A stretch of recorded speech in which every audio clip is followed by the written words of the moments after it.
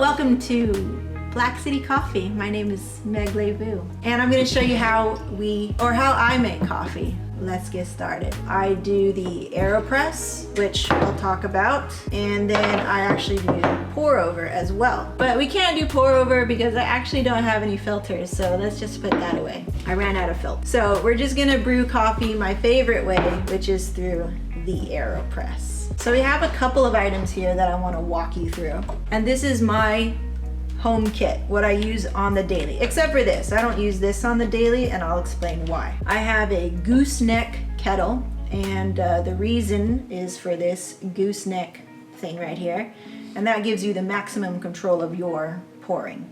That's fancy, and you really only need that for pour over when you need to control water flow. Next, we have our Aeropress filters. These are super cheap. And they're really tiny paper filter like this, like the body of Christ. Yeah, these are really nice. And if you like filtered coffee for a nice clean cup, this is definitely a way to go. Here we have the plunger for the Aeropress, and here is the chamber itself, and here's where the filter sits. So it actually goes like this. Take the body of Christ to put it right here, and then you lock it in. So that's ready to go.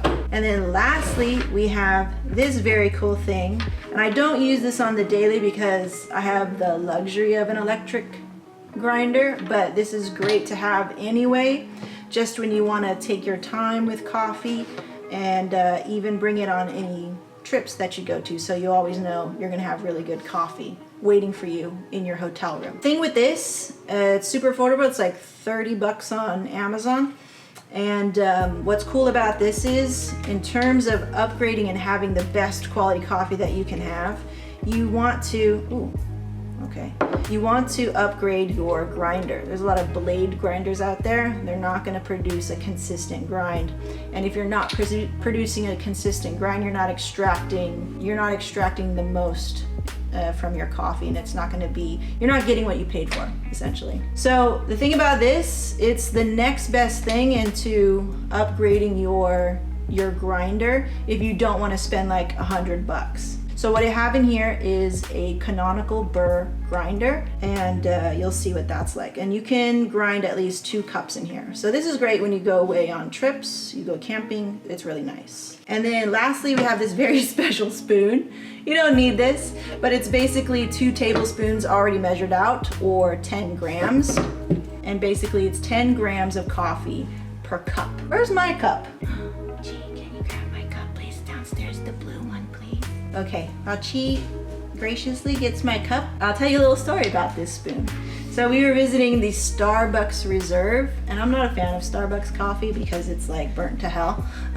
But if you go in the Reserve, they serve actually some really nice quality coffee. Single origin coffee, which is what we do at Black City Coffee.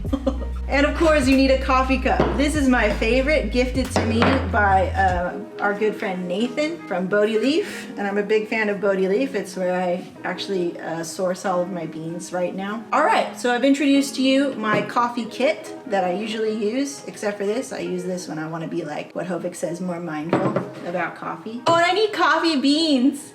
Could she get coffee beans, please? All right, so we're gonna fill. We can straight up still use this, but I just want to show you my fancy. So here we have our kettle. I've already heated this, and you want to use the water about right before boiling point, which is about 200 degrees Fahrenheit if you're measuring. The reason being is you could actually burn your coffee, so we don't want this in a rolling boil when we start to brew our coffee. You're gonna burn your coffee, you're not gonna get what you paid for, right? So you want to maximize what you paid for. You want to really taste what you paid for, what's from the farm and all that stuff. Okay, so here's our water. That's ready to go. And this is how it works, okay? We got the filter in the chamber, right? Put that over your cup, and does this look good? What we want to do is rinse the filter, okay? We want to rinse it with the hot water because we don't want that papery taste. If you ever had coffee from like drip coffee in a, just a little bit, you know, if you ever had drip coffee from like a gas station, bleh. All right, with this water. Gee, I need to throw away this water. Oh, I'll throw it in the plant. Waste not, want not. So now we need to dose our coffee in to our grinder. So here we have some coffee. This is not our coffee. That's okay, it's for demonstration purposes only. This coffee is actually from my sister from Cancun. And we already tried it. It's burnt to hell. It's not very good, but it's okay. It's demonstration only, okay? So just one scoop in there because I'm only serving myself. And boom, that goes on. Another tip about storing your coffee, try to find the best way is a one-way valve container, like a glass jar, a mason jar, or even a plastic jar that allows air to escape but doesn't allow air to come in. Do not store your coffee in the refrigerator, okay? It introduces moisture and that kills flavor. So again, you don't want to just buy $15 worth of coffee, throw it in the refrigerator, and then make your coffee worth like $6, okay? All right, cool. So in the grinder, and now we're gonna grind. Now some people get turned off by this, and she always loves to grind the coffee. I like the feeling of it. It's like an AMSR thing.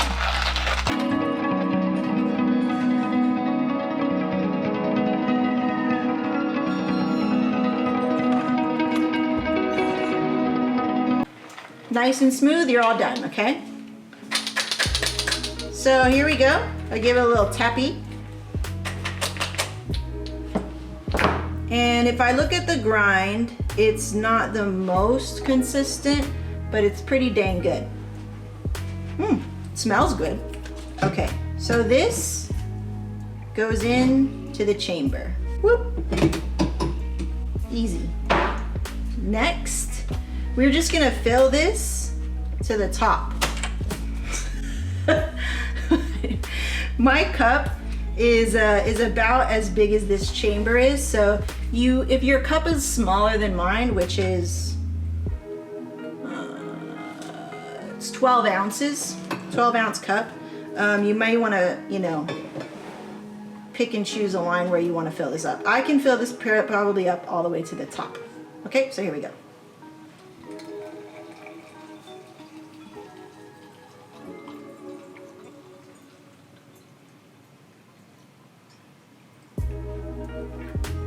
Okay, this coffee is very old. It's very stale, and I could tell because there's not a lot of bubbles coming through.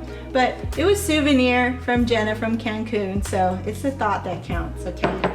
But what you should see, like if you get coffee from blackcitycoffee.com, for example, you should see a lot of foaming, a lot of bubbles, and that signifies a lot of freshness because there's a lot of air escaping from the bean. So now we take our plunger. And usually I would take a spoon and just like give it a little swirl, but I don't have a spoon right now.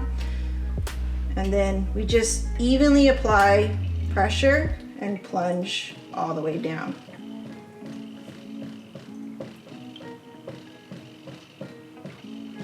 And what it is, it's pretty cool. It's kind of like, let's check this. It's kind of like a cross between drip coffee, pour over, and espresso all in one, because you are applying pressure.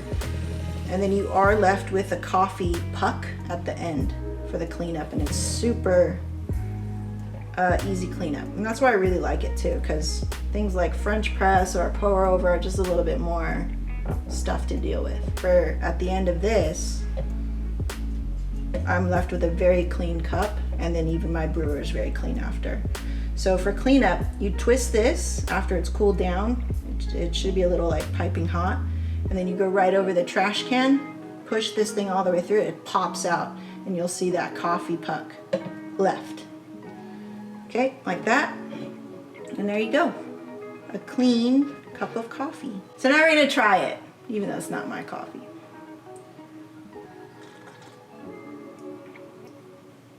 It's good. On like a cold day, you just want to have something warm in your belly. And it's super clean, so no sediment, a really clean cup. And once you get it down, the timing of it becomes really quick. The only thing that you're actually really waiting for is the water to boil, or to heat up, not boil. And there you go. That is how I make coffee every day.